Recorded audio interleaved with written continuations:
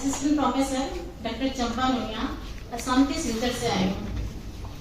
अभी मैंने असम यूनिवर्सिटी से मास्टर डिग्री का PhD किया है और अभी मैं दिल्ली से पोस्ट डॉक्टरेट करने जा रही हूँ। आज तक ऐसा हुआ है कि कभी मुझे घर पे बोलने का मौका नहीं मिला। मैं विश्वविद्यालय में साहित्यिक संगोष्ठी देती आई हूँ, लेकिन आज पहली बार मुझे अपने समाज के लिए, अपने परिवार में बोलने का मौका मिला।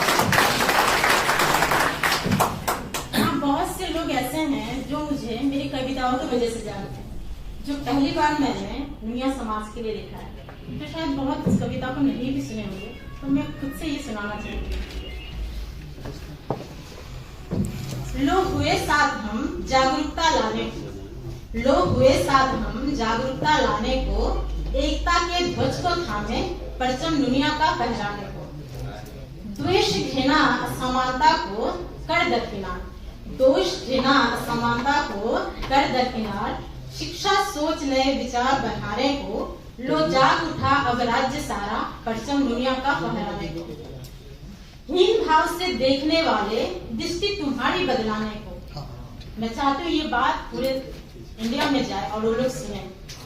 हीन भाव से देखने वाले दृष्टि तुम्हारी बदलाने को, भूल गए जो तुम नून भी ना होता योग 56 भोग खाने को। पूरे अनुकरणीय कहलाने को, लो जाग उठा राज्य सारा परचम दुनिया का फहराने को। आदर्श और यथार्थ का मिश्रण लिए, आदर्श और यथार्थ का मिश्रण लिए अपना प्रगति व्यंजन बनाने को, अपने पराये के भेद को मिटा राष्ट्र गीत संजोने को, लो जाग उठा अब राज्य सारा परचम दुनिया का फहराने को। रूढ़िवाद का बाह मरोड़ कुप्रथा मिटाने को, रूढ़िवाद का बाह मरोड़ कुप्रथा मिटाने को, जनहित जन कल्याण परोपकारिता का पाठ पढ़ाने को, लो जाग उठा अब राज्य सारा परचम दुनिया का फहराने को। बुद्ध दुनिया की वीरता, शायद यहाँ बहुत कम लोग हैं जो जानते हैं। एक ऐसे भी महावीर हुए थे जिन्होंने स्वतंत्रता आंदोलन में अपनी कुर्बानी दी।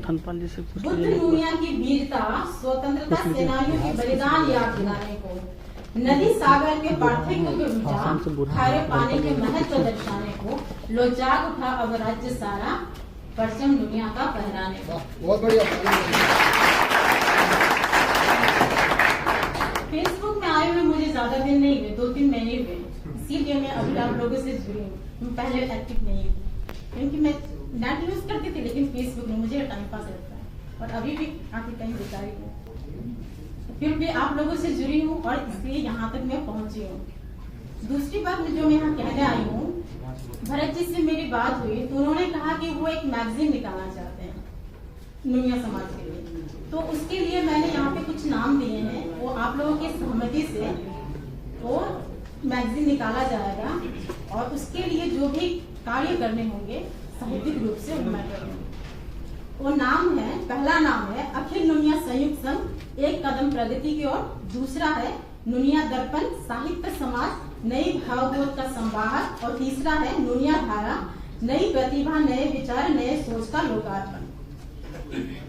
मेरा यहाँ आने का और दूसरा एक महत्वपूर्ण कारण है मेरे द्वारा लिखी गई मेरी पुस्तक जीवन दर्पण।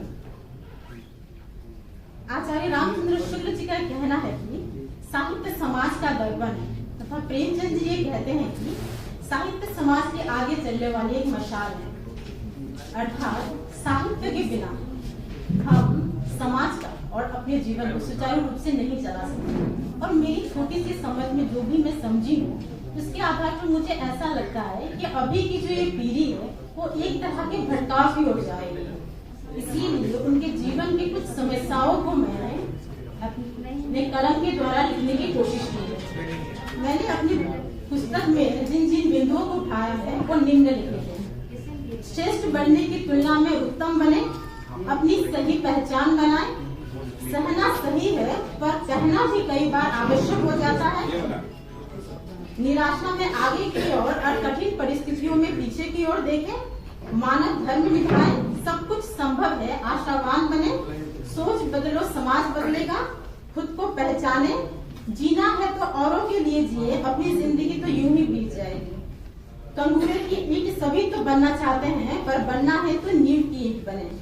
परिस्थिति से मत घबराओ, कसौटी अगर दुस्साध्य है तो परिणाम भी अद्भुत होगा। कथनी और करनी में एक रूपता रखिए, अपने पर अभिमान न करें, अपनी सही पहचान बनाएं। आप सदैव सही नहीं हो सकते, दूसरों को पर्याप्त समय दें। अंदर में झांको भौतिकता के पुजारी, जो दिल में बात है कह देनी चाहिए, क्योंकि नहीं कहने से फासले और कह देने से फैसले होते हैं।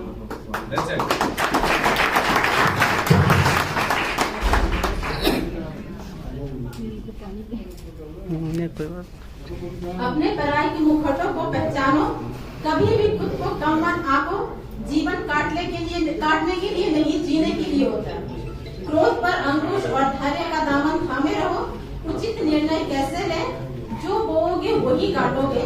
अपने मन को कैसे जीते, कभी किसी को अपना आदि मत बनाओ। जो सोचोगे वही बनोगे। खुद को खुश कैसे रखें, समय का सदुपयोग कैसे करें, ना समझो मुझे अबला। ये मेरी पहली पुस्तक है, हो सकता है कि इसमें बहुत सारी त्रुटियां भी हो। मेरे त्रुटियों को अनदेखा कर मेरे विचारों को अपनाने का कोशिश करें। अगर मेरी पुस्तक से एक भी व्यक्ति सही मार्ग पर चला, उनके जीवन की समस्याएं दूर होगी, तो मैं समझूंगी कि मेरी मेहनत सफल होगी।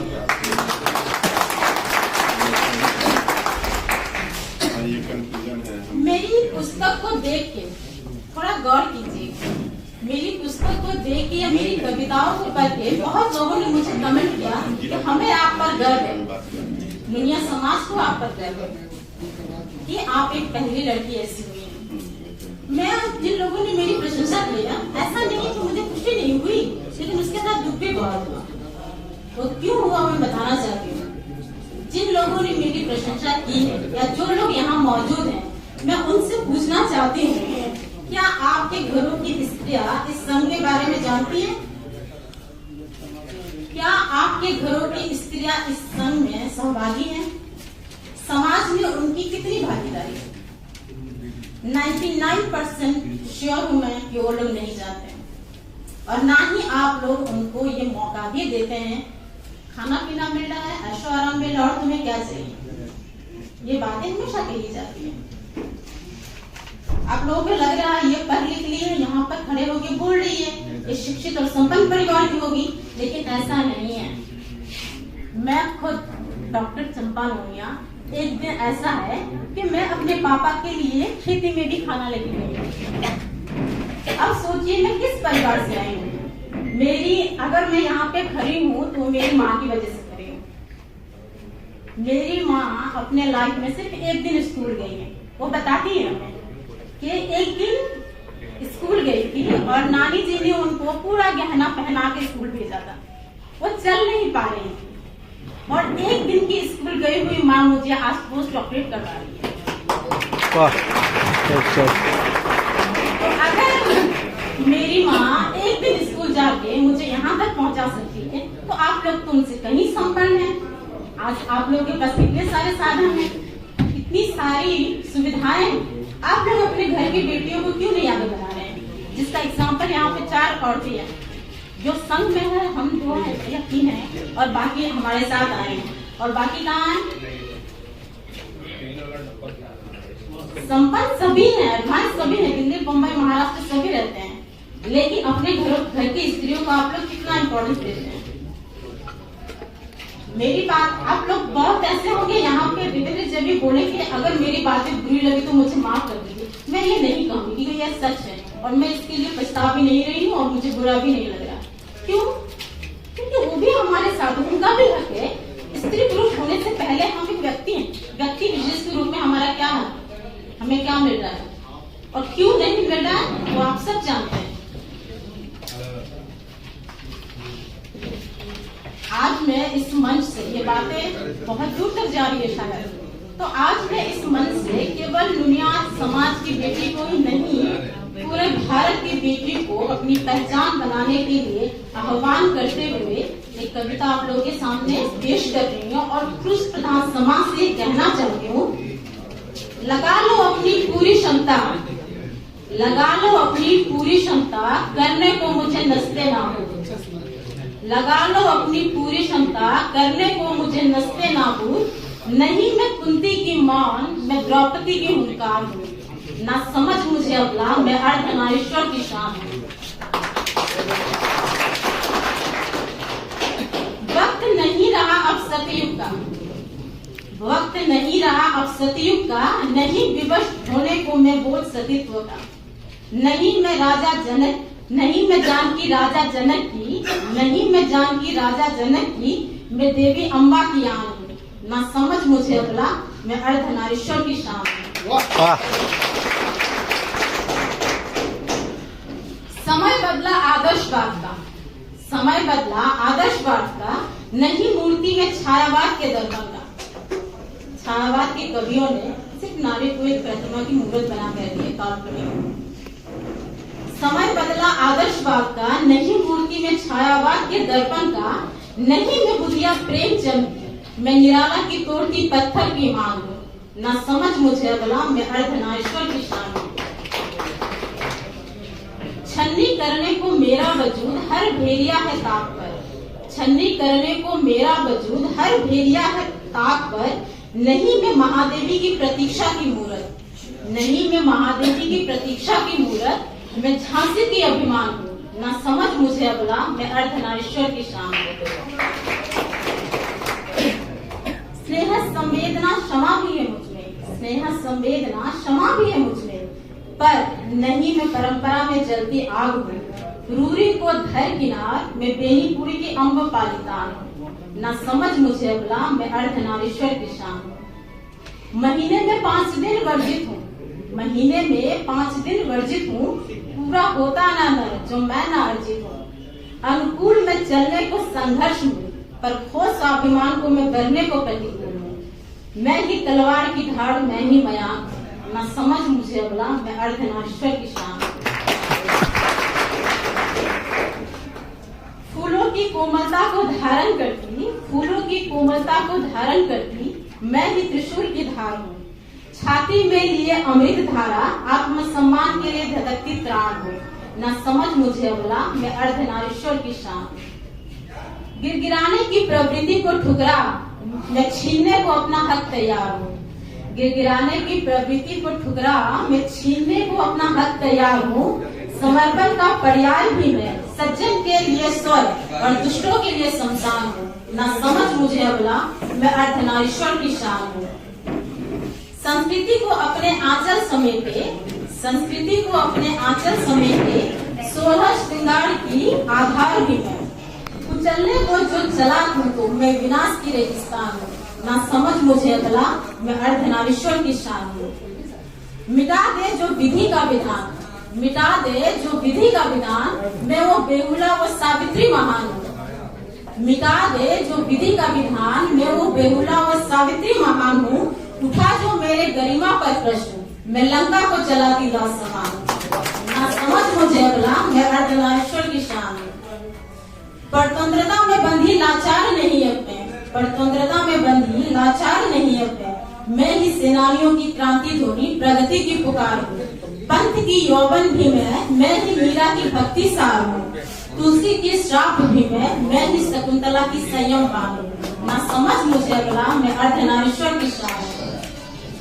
मुझसे जन्मा पृथ्वी सारा, मैं ही लाज हर घर, मुझसे जन्मा पृथ्वी सारा, मैं ही लाज हर घर की। नोचने को चला तो मैं ही करती शेर को दमन। ब्रह्म की रचना में मैं ही लक्ष्मी की अवतार हूँ। ब्रह्म की रचना में मैं ही लक्ष्मी की अवतार हूँ। पौरुष की गरिमा में मैं ही मनु की सृष्टि महान हूँ। ना समझ मुझे अबला, मैं अर्धनारीश्वर की शान हूँ। स्त्री समस्या पर सबसे जो मुख्य विषय है वो है दहेज प्रथा। इस वजह से बेटियों को मारा भी जाता है, बेटियों को जलाया भी जाता है और उन्हें सूली पर भी टांगा जाता है। और बहुत सारे बाप ऐसे हैं जो ये सोचते हैं कि बेटी हो गई दहेज देना पड़ेगा, इसको मार दो, पढ़ाना लिखाने की कोई जरूरत नहीं है, कैसे भी शादी कर दो। कहाँ कम दहेज वाला लड़का मिलता है। संक्षिप्त में समय काफी ज्यादा काम होगा इसके बारे में बहुत कम चर्चा, समय का आपको ऑनलाइन दे दूंगा। और दूसरी बात ये है कि मैं दुनिया समाज का इतिहास लिखना चाहती हूँ, इसीलिए आप लोगों से अनुरोध है कि आप लोगों के पास जितने भी जानकारी है, या कोई दस्तावेज हो, कोई मैगजीन हो, कोई बुक हो, वो मुझ तक पहुँचाने का कष्ट करें।